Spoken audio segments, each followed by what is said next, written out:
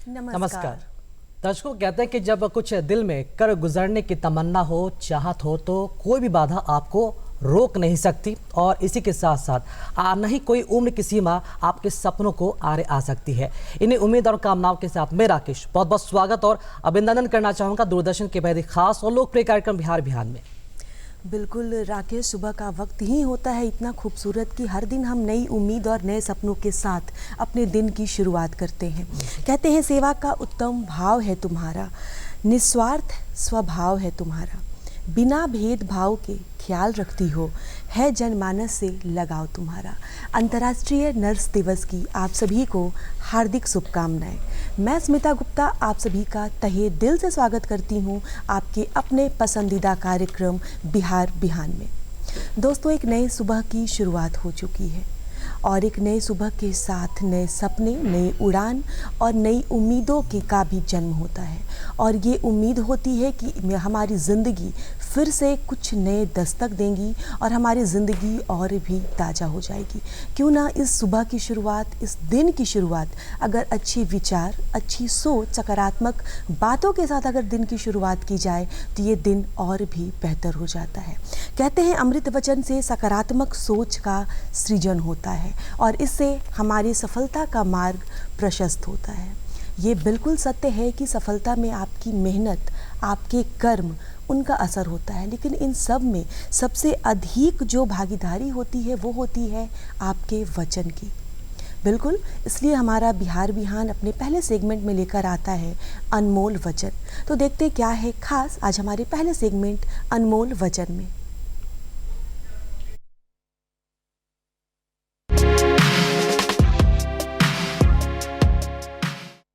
पाप से घृणा करो, पापी से प्रेम करो। आज के हमारे जो खास मेहमान हैं वो हैं सहायक नर्सिंग अध्यक्ष पटना एम्स की सिंधु देव। बहुत बहुत स्वागत और अभिनंदन हमारे खास कार्यक्रम में आपका। नमस्कार नमस्कार राकेश जी, मैं आज यहाँ पे आई, मैं बहुत खुश महसूस कर रही हूँ। आज अंतर्राष्ट्रीय नर्सेज डे के उपलक्ष्य में मुझे यहाँ आने का अवसर मिला। मैं आपके सामने उपस्थित हूँ और नर्सों के बारे में आज जानने की मौका मिलेगी, मेरी जो नर्सेज है। और मैं सबको इंटरनेशनल नर्सेज डे की बधाइयाँ देती हूँ। आज 2023 में जो हम अंतर्राष्ट्रीय नर्सेज डे सेलिब्रेट कर रहे हैं वो फ्लोरेंस नाइटिंगेल की याद में हर साल, जैसे हर साल करते हैं वो हम करते हैं। हर साल फ्लोरेंस नाइटिंगेल ने अपने जो जीवन समर्पित किया, जो सेवा भाव में, निस्वार्थ सेवा भाव में जो अपने जीवन को समर्पित किया, उन्होंने जो रोगियों को, जो मरीजों को अपने सारे चीज़ को सर्वप्रथम आगे मरीजों को रख के जो उन्होंने सेवा किया, उनके लिए हमेशा एक और अभी जो हमारे नर्सेज जो समाज में जो अपने योगदान देते हैं उनको प्रोत्साहन के लिए, उनको एक समाज में अपना कर्तव्य देने के लिए जो एक रेस्पेक्ट देते हैं, जो एक हम लोग सम्मान देते हैं, उनके लिए हर साल हम लोग इंटरनेशनल नर्सेज डे सेलिब्रेट करते हैं। बिल्कुल सिंधु जी, आपने बताया कि अंतर्राष्ट्रीय नर्स दिवस, जैसा कि हम सभी जानते हैं कि हम फ्लोरेंस नाइटिंगेल को याद करते हुए, क्योंकि वो कहीं न दया और सेवा की वो प्रतिमूर्ति थी, उन्हें याद करते हैं और इस दिन को मनाते हैं। लेकिन केवल उनकी याद को समेटे रखने से ज़्यादा, क्योंकि हम हर नर्स के बारे में अगर बात करें, एक डॉक्टर का कार्य होता है कि आप पेशेंट या मरीज का इलाज कर देते हैं, उनका एक ऑपरेशन कर देते हैं, लेकिन उसके बाद का जो पूरा कार्य है वो आप नर्सेज बखूबी निभाती हैं। आपका जो सेवा भाव है, आपका जो दया भाव है, निस्वार्थ भाव से सुबह या शाम या रात बिना वक्त देखे आप उस कार्य को करती हैं। अगर अंतर्राष्ट्रीय नर्स दिवस 2023 की बात करें, इस वर्ष का थीम है हमारी नर्स हमारा भविष्य। इस थीम का उद्देश्य क्या है? ओके, बेशक डॉक्टर जो होते हैं वो मरीजों की दवाई लिखते हैं और उनको ख्याल रखते हैं। उनका बहुत महत्वपूर्ण भूमिका होते हैं मरीजों को ठीक करने में, लेकिन नर्स की भूमिकाओं को भी कम नहीं आंका जा सकता। जो नर्स निस्वार्थ सेवा भाव से अपना पूरा मरीजों के प्रति अपना समर्पित करती है वो बहुत सराहनीय होता है। उसको जो दिन रात जो कड़ी मेहनत से नर्स अपने प्रोफेशन को लेके जो मरीज मरीज को अपने आगे देती है, जो सेवा भाव से अपना सेवा प्रदान करती है, वो बहुत सराहनीय होता है। हर साल जैसे इंटरनेशनल काउंसिल ऑफ नर्सेज जो होती हैं वो हर साल एक थीम लेके आती है। जैसे 2000 जो अभी 2023 की थीम है, हमारा नर्स हमारा भविष्य, उसका क्या मेनली जो फोकस करते हैं, जो इस बार फोकस करते हैं, हमारी नर्स फ्यूचर में आने वाले दिन में अपने आप को कैसे सेव कर रहे हैं, हमारे आगे आने वाले दिन में नर्सेज कैसा होना चाहिए, कैसा हो और हम लोग ग्लोबल हेल्थ अचीव करें। Global health for all achievement में हमारे नर्सेज का क्या भूमिका रहेगी आगे, उसको मेनली एम्फसाइज करते हैं। और जो हमारा नर्स हमारा फ्यूचर है, ये इसमें ये भी एम्फसाइज करते हैं कि आने वाले दिन में फ्यूचर में जो जितने भी हेल्थ सेक्टर है, जो हमारे हेल्थ सेक्टर है, जो राष्ट्र लेवल पे, अंतर्राष्ट्रीय लेवल पे, पूरी दुनिया में नर्स की ऐसा क्या भूमिका होगी, आगे जाके वो ऐसा क्या करेंगे कि हमारे जो हेल्थ है, जो स्वास्थ्य व्यवस्था है, वो सर्वोत्तम लेवल पे हो और मरीज जो होते हैं वो ज़्यादा से ज़्यादा जल्दी से जल्दी ठीक हो। और बीमारी सिर्फ ठीक होने से नहीं, नर्सेज की जो भूमिका होती है वो प्राइमरी लेवल से शुरू होती है, हेल्थ प्रिवेंशन से शुरू होती है। तो हेल्थ प्रिवेंशन से लेकर टर्सरी केयर लेवल तक जो नर्स सेवा प्रदान करती है वो बहुत भूमिका बहुत अच्छी होती है। और जो थीम की बात करें तो थीम हमारी यही फोकस करती है, आने वाले जो हमारे नर्सिंग हैं वो रिसर्च बेस्ड जो एविडेंस होते हैं उसको लेकर सामने आए और उसको हम लोग अपने नर्सिंग क्षेत्र में आगे बढ़ाए और ग्लोबल हेल्थ अचीव करें। बिल्कुल राकेश, कह सकते हैं कि हमारी नर्स हमारा भविष्य से उद्देश्य यही है कि नर्स के योगदान को तो हम सभी जानते हैं और इसे और बेहतर कैसे कर सकते हैं और उन्हें हम थैंक्स, उनका धन्यवाद किस प्रकार कर सकते हैं, इसके लिए ही ये दिन है। तो इस दिन को बिल्कुल आप सभी को, सारी नर्सेस को इस दिन को लेकर बहुत बहुत शुभकामनाएं और आपके इस कार्य को सलाम है। जी बिल्कुल, और हम सभी जानते हैं कि एक नर्स जो है तो पेशेंट के मतलब कि लाइफ में किस तरह की जो भूमिका है वो अदा करती है। चूँकि आप नर्सिंग सुपरिटेंडेंट हैं पटना एम्स में, तो जरूर चाहेंगे कि आपके बारे में जानने के बारे में कि आप जो जिम्मेवारियों का निर्वहन करती हैं एक नर्सिंग सुपरिटेंडेंट होने के नाते, किस तरह की जिम्मेवारियों का जो निर्वहन है आप कर रही हैं, कार्यक्षेत्र का जो आपका दायरा है उसके बारे में जरूर बताइए। मैं एक सहायक नर्सिंग अधीक्षक के रूप में एम्स पटना में अभी कार्यरत हूँ। मैं असिस्टेंट नर्सिंग सुपरिटेंडेंट हूँ। मेरी बहुत सारे रिस्पॉन्सिबिलिटी है, बहुत सारे कर्तव्य है और जो कि मैं बताना चाहूँगी। सबसे सर्वप्रथम जो होती है वो जो हमारी नर्सिंग कर्मचारी का प्रबंधन होती है, उसमें स्टाफ मैनेजमेंट बोलते हैं हम लोग। अब बहुत सारी सिचुएशंस आती है, कभी आपातकालीन आ गई, हमें बहुत स्टाफ की बड़ी मात्रा में ज़रूरत हो, उस टाइम हमें स्टाफ मैनेज करना होता है। फिर कभी जैसे हमारे अस्पताल में कुछ नया एरिया, नया वार्ड खुलने जा रही है, स्थापित होने जा रही है, वहाँ पे भी हमें नर्सों की ज़रूरत होती है, फिर हमें वहाँ पे भी स्टाफ मैनेज करते हैं। और देखा जाए तो बड़ी पॉपुलेशन है, लेकिन अलग अलग क्षेत्र में अलग अलग नर्सेज को हम लोग डिवाइड करते हैं। और जब स्कार्सिटी होती है, सडन स्कार्सिटी होने से फिर हम लोग जैसे कोरोना काल का एग्जाम्पल ले सकते हैं, सब लोग कोरोना ग्रसित थे, फिर भी हमने जो नर्सेज काम करने के क्षमता था जिनमें, उनको हमने प्रॉपर एक रोस्टर बनाते हैं हम लोग। एक हमारी नर्सिंग की रोस्टर होती है जिसमें हम 24/7 सर्विस देते हैं। तो ये हमारा पहला स्टाफ का जो प्रबंधन होता है वो होता है। दूसरा हम लोग का सूची नियंत्रण, जिसमें हम इन्वेंट्री कंट्रोल बोलते हैं। अब कोई भी काम को करने के लिए हमारे पास कुछ स्टॉक्स होते हैं, जो हमारे पास जो स्टॉक होती है, जो हम अपने स्टॉक मेंटेन करते हैं, जो हम सामान लेते हैं स्टोर से, उसको हम एक सही तरीके से कंट्रोल में रखते हैं। उसको हम डेली बेसिस में हम लोग देखते हैं, डेली बेसिस में कंट्रोल करते हैं। हमारी मेन मुख्य उद्देश्य यही होता है कि हम उसको कम ना होने दें, क्योंकि कुछ भी सामान कम होने से हमारे मरीजों का जो हम सेवा करते हैं उसमें कमियां रहती है। तो हमारी 100% कोशिश ये रहती है, डेली बेसिस में इसलिए चेक करते हैं कि कभी भी मरीज को कुछ भी ज़रूरत हो तो हमारे वो कम ना हो हमारे सामान। और फिर तीसरा अगर मैं बताना चाहूँगी तो शुरुआती प्रशिक्षण जो हमारे न्यूली ज्वाइंट जो नए नए नर्सिंग अधिकारी जो हमारे पास आते हैं, भर्ती होते हैं, तो उनको हम इंडक्शन ट्रेनिंग देते हैं। शुरुआती दौर में जब वो लोग आते हैं, उनको बहुत नर्सेज़ का ऐसा है, बहुत सारे जगहों से आती हैं, हर एक स्टेट से आते हैं, उनका अलग अलग स्टेट्स का अलग अलग अस्पताल का अपना अपना रूटीन्स रूल्स होते हैं। बट हमारे एम्स पटना में क्या हो रहा है उसके बारे में ब्रीफली हम लोग संक्षिप्त में एक जानकारी देते हैं।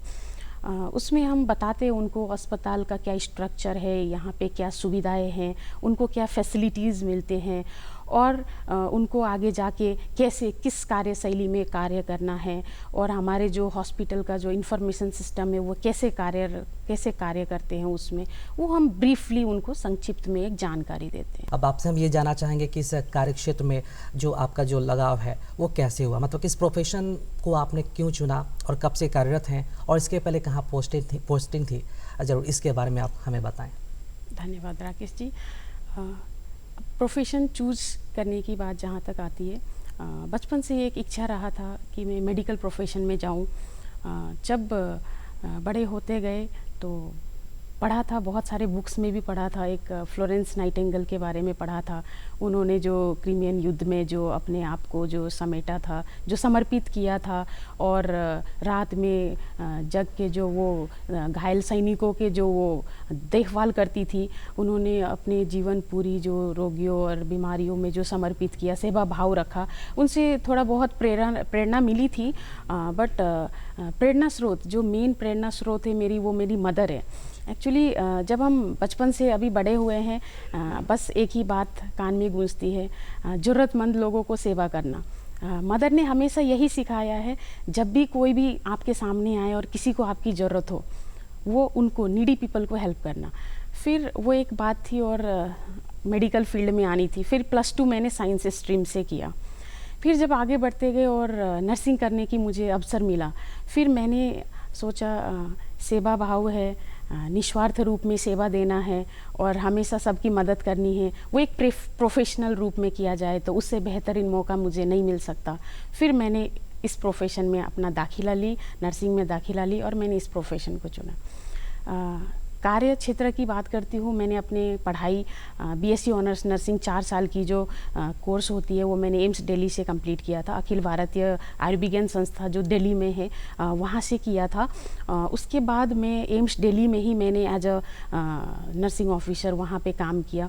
वहाँ पे काम करने के बाद सिलसिला में जब हमारी एम्स पटना की स्थापित हुई, और मैं बेसिकली बिहार से बिलोंग करती हूँ, जब मैंने एम्स पटना में इंट्रेंस दिया और वो इंट्रेंस क्लियर हो गया, फिर मैंने अपना फैमिली और घर सबको दायरे में रखते हुए यहाँ तक पहुँची। एम्स दिल्ली को छोड़ के फिर मैं एम्स पटना में आई। मैंने यहाँ पे अपना जॉब ज्वाइन किया और यहाँ पे शुरुआती दौर से स्टार्ट किया। मैंने अपने जॉब स्टार्ट 2012 में कर दिया था, 2012 में किया था, बट अभी एम्स पटना में 2014 से कार्यरत हूँ। पिछले 8-9 साल से मैं एम्स पटना में हूँ। जब मैं एम्स पटना आई थी, मैं एज ए नर्सिंग ऑफिसर आई थी। जो हमारे एंट्री लेवल होते हैं, जो नर्सिंग में हमारे बहुत सारे कैडर्स होते हैं जो एंट्री लेवल होते हैं नर्सिंग ऑफिसर की, मैं उस पद में आई थी। और हमने बहुत कड़ी मेहनत किया एम्स पटना को इस मुकाम तक पहुंचाने में। थोड़ा बहुत मेरी भी हिस्सा रही होगी, ठीक है। फिर अभी हम उस हिस्से की थोड़ा फलस्वरूप कुछ परिणाम भी मिला है, जो आज मैं आपके सामने सहायक नर्सिंग अधीक्षक के रूप में कार्यरत हूँ। हम नर्सिंग ऑफिसर के बाद सीनियर नर्सिंग ऑफिसर, फिर आज ANS बनी हूँ। तो ये मेरा एक प्रोफेशन चुनने का और जो मेरा पद था जहाँ पे मैंने काम किया उसके बारे में ब्रीफ है। बिल्कुल कह सकते हैं। राकेश, कहते हैं ना कि आपके माता पिता की परवरिश कहीं ना कहीं आपके अंदर नज़र आती है, और बिल्कुल जैसा कि सिंधु जी ने बताया कि आपने अपनी माता जी से सीखा कि किस प्रकार बहुत ज़रूरी है कि आप ज़रूरतमंद की मदद करें, और उसके साथ ही साथ आपकी कड़ी मेहनत आपको इस मुकाम पर पहुंचाई है। साथ ही साथ आपने जिस प्रकार से अपने परिवार, अपने प्रोफेशनल और अपने पर्सनल वो दोनों दायरे को समेट कर रखा है, संतुलित करके रखा है, वो बहुत ही सराहनीय है। सिंधु जी, जैसा कि आपने बताया कि हर क्षेत्र से नर्सेज आती हैं, हर स्टेट से नर्सेज आती हैं। उनका कार्य करने का तरीका हर हॉस्पिटल्स में कुछ कुछ अलग होता है। जब वो आपके हॉस्पिटल में आती हैं तो आप उन्हें ब्रीफ करते हो कि किस प्रकार यहाँ का कार्य होता है। किंतु जी। यहाँ पे एक प्रश्न है कि हॉस्पिटल्स में बहुत सारे डिपार्टमेंट होते हैं, ऑर्थो होता है, गायनी होता है, न्यूरो होता है, हर क्षेत्र में अलग अलग मरीज होते हैं। तो क्या नर्सेज के लिए भी कोई ऐसी आइडेंटिटी है, उनका कोई क्वालिफिकेशन है कि वो हर डिपार्टमेंट के लिए अलग अलग नर्सेज होंगी, या नर्सेज की पढ़ाई बस एक ही होती है, वो किसी भी डिपार्टमेंट में कार्य कर सकती हैं? जी, इसमें मैं बताना चाहूँगी, जब हम लोग पेशेंट केयर में जाते हैं, वो एज अ नर्सिंग ऑफिसर जाते हैं, तो इसके लिए जो हमारे एक सिलेबस होती है, जो हमारे वो होती है, जो पढ़ाई होती है, वो बीएससी ऑनर्स नर्सिंग की होती है। वो 4 साल की पूरी कोर्स है, जो एविडेंस बेस्ड प्रैक्टिस में हम लोग की होती है। उसमें सिलेबस जब देखते हैं तो उसमें सारे सब्जेक्ट्स होते हैं, न्यूरो, कार्डियो, ऑर्थो, जो आपने बताया, बहुत सारे फंडामेंटल से लेके जो पीडियाट्रिक नर्सिंग, साइकेट्रिक नर्सिंग, सारे होते हैं। तो जो बीएससी ऑनर्स नर्सिंग में जो सारे क्षेत्र की वो लोग शिक्षा प्रदान करते, शिक्षा प्राप्त करते हैं, तो आगे जाके जब नर्सिंग ऑफिसर में आते हैं तो उनकी हम पोस्टिंग डालते हैं। स्पेसिफिक कुछ ब्रांच नहीं होते हैं बीएससी ऑनर्स नर्सिंग में, तो उनको हम जिस डिपार्टमेंट में पोस्टिंग डालते हैं, वो वहाँ के कार्य शैली और कार्यभाव जो होता है वो धीरे धीरे आकर्षित होते हैं और वो प्राप्त करते हैं, और उस शैली में वो लोग काम करते हैं। मरीज हर जगह के मरीज तो सेम है, मरीज तो मरीज है, लेकिन उनकी दिक्कतें अलग अलग होती है। जो दिक्कत होती है, किन्हीं को हड्डी की दिक्कत होती है, किन्हीं को हार्ट की बीमारी होती है, लेकिन हम सारे पढ़ाई करके आते हैं, तो हमें किसी भी मरीज को देखभाल कैसे करना है वो बखूबी पता होता है। 4 साल में हमें ऐसे ट्रेनिंग दिया जाता है जो हमें उसमें ढलने के लिए बहुत आसान कर देते हैं। ये एक है। और जब स्पेसिफिकली आप ब्रांच की बात करते हैं, तो जब हमारे हायर स्टडीज़ होते हैं, बीएससी ऑनर्स नर्सिंग के बाद जो एमएससी नर्सिंग करते हैं, उसमें स्पेसिफिक एरियाज है, जिस सब्जेक्ट से आप एमएससी नर्सिंग करते हो अलग अलग है। जैसे साइकेट्रिक नर्सिंग बोलते हैं, जो मानसिक तनाव लोग होते हैं वो फील्ड है। जो पीडियाट्रिक नर्सिंग शिशुओं की अलग सी होती है, क्रिटिकल केयर नर्सिंग होती है, और जो समाज में जो कम्युनिटी हेल्थ नर्सिंग होती है, आउटरीच प्रोग्राम्स जो करते हैं, और न्यूरोलॉजिकल नर्सिंग होता है, अलग अलग क्षेत्र का होता है। तो इसमें एमएससी नर्सिंग में जाके जब वो स्पेसिफिक ज्ञान लेते हैं और हायर स्टडीज़ लेते हैं, तो जो हमारे पास जो एमएससी नर्सिंग होल्डर्स आते हैं, जो आते हैं हमारे पास नर्सिंग जॉब के लिए, तो हम उनको उस डिपार्टमेंट में डालते ताकि उस डिपार्टमेंट में और भी अच्छा काम हो। क्योंकि कहीं ना कहीं हायर स्टडीज़ का मीनिंग यही होता है, उनके पास कुछ अच्छा नॉलेज होता है, कुछ ज़्यादा नॉलेज होता है। नॉलेज नेवर एंडिंग प्रोसेस है। कभी ना कभी नर्सेज, फ्लोरेंस नाइटिंगेल ने भी बोला था एक बार, like don't finish yourself as finished nurse. कभी भी हमें अपने आप को वैसे फिनिश्ड नहीं समझना चाहिए। हमें डेली लर्निंग, हर दिन कुछ नया सीखते हर हैं। दिन कुछ नया सीखना है। और जैसे हम अस्पताल में काम करते हैं, टेक्नोलॉजी बेस्ड इन्वायरमेंट में काम करते हैं, वो हमारे लिए ऑटोमेटिक है। डेली कुछ ना कुछ नया सीखने को मिलता है। डेली एक न्यू मशीन आती है, न्यू पेशेंट आती है, न्यू डिपार्टमेंट्स आती हैं, तो हम डेली कुछ ना कुछ नया सीखते हैं। और जहाँ तक हायर एजुकेशन की बात है, हमारी एमएससी नर्सिंग के बाद भी एमफिल नर्सिंग होती है, फिर पीएचडी नर्सिंग होता है, जो डॉक्टरेट लेवल होता है, वो भी कर सकते हैं। वो करके आगे हमारे जो टीचिंग सेक्टर है उसको भी बहुत अच्छा मानते हैं। टीचिंग सेक्टर में जो टीचर्स होते हैं वो बहुत ही प्रभावशाली होते हैं, बहुत अच्छी शिक्षा प्रदान करती है। जो हमारी नर्सिंग स्टूडेंट्स होते हैं उनको बेहतरीन शिक्षा दे पाती है।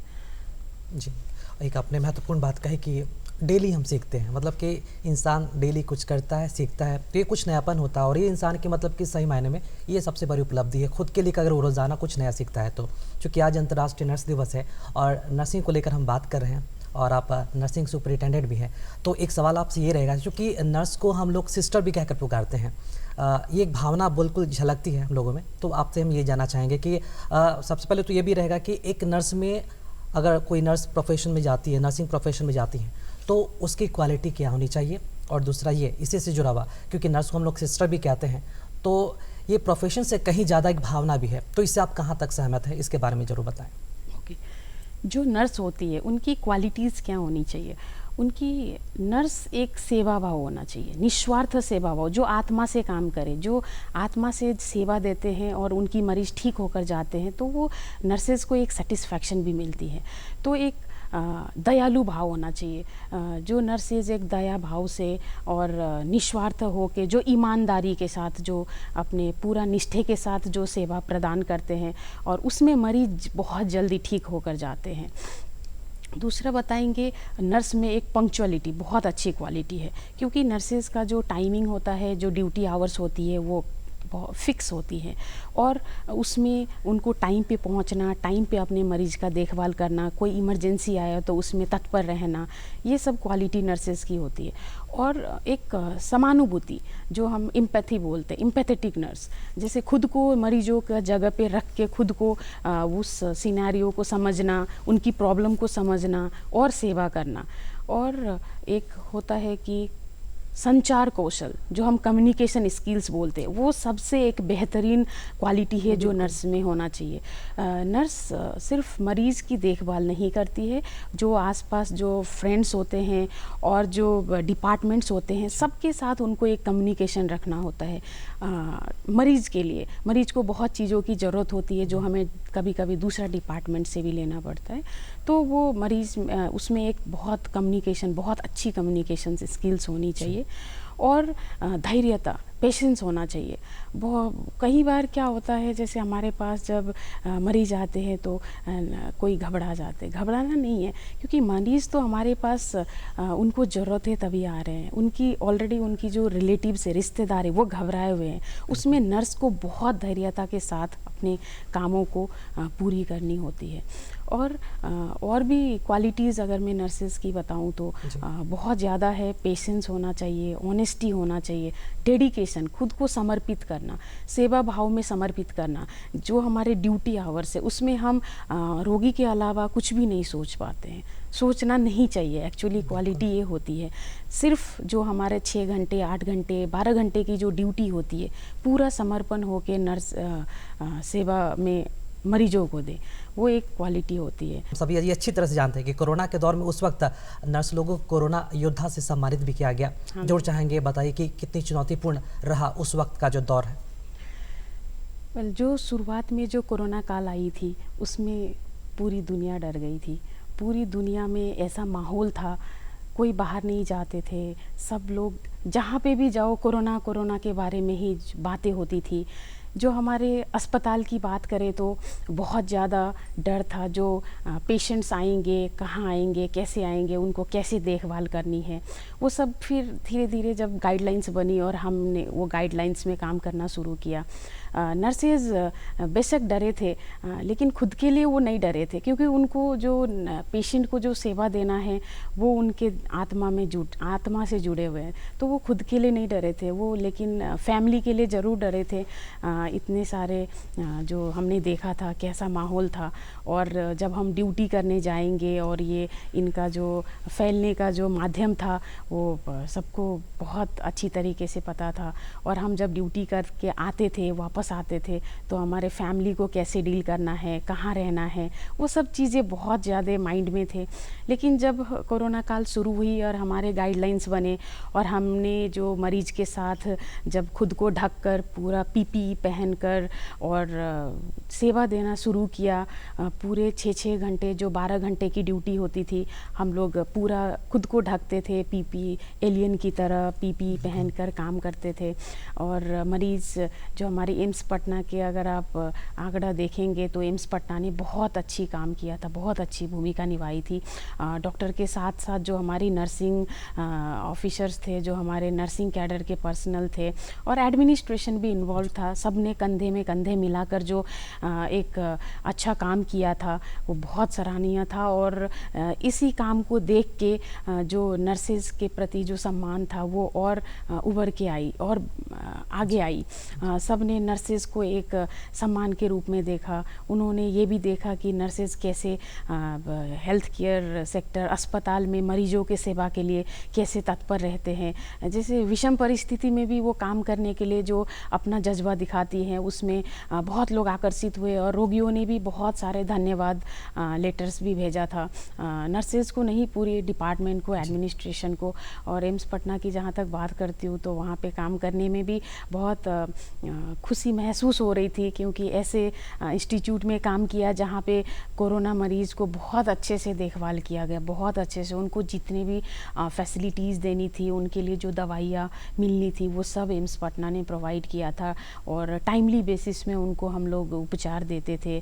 हमने अलग अलग सेक्शंस को डिवाइड कर रखा था, स्क्रीनिंग सेक्शन, और उनके लिए इनफैक्ट हमारे एम्स पटना को कोरोना अस्पताल भी घोषित कर दिया गया था। पूरा हमारे अस्पताल में कोरोना मरीज की देखभाल होता था। उस टाइम बाकी मरीज को भी, जिनको कोरोना लेकर आते थे, हम लोग कोरोना के साथ साथ उनके जो बेसिक बीमारियां हैं उनको भी देखते थे।